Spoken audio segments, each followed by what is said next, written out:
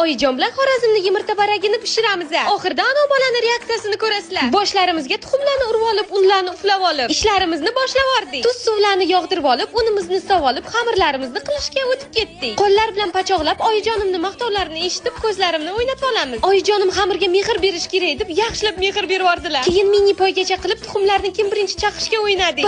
Bay Xorazmning sariyog'larini. Oyijonim baho bergandan keyin 4 qoshiq sov olib, eritib olib, 12 ta qoshiq qilib massamizga sov olamiz. 5 qoshiq sut va 5 qoshiq suv, tuzcha va kuchayamasdan aralashtirib olamiz. To'g'risini aytsam, tuxum barakni birinchi marta pishiryapman. Xamirdan ozgincha chimchilab, kichkina dumaloqlarni yasaymiz. Ana bolani singlisi shu payt qo'shilib olib, 1000 ta dumaloqchani qilishga qaror qildik. Katta qo'llarim kelishib ketib, asalga o'rgatishni boshladi. Tayyor xamirlarimizni unga cho'miltirib olib, oysimon qilib yopishtirib chiqamiz. Voy, qaranglar bularning shirinligini. Xamirchalarimizni ichiga tuxumchalarni sov olib, yopishtirib olib, qaynab turgan suvimizga sov olamiz. Pishib chiqqan yumurtamizni muzdek suvga sov olib, qaranglar lipillab turishini chiroyli qilib taryalkaga terib olib, saryog'imizni quyib, buvijonimizni qatiqlarni o'rtaga qo'yib olamiz. Voila, dasturxonga marhamat.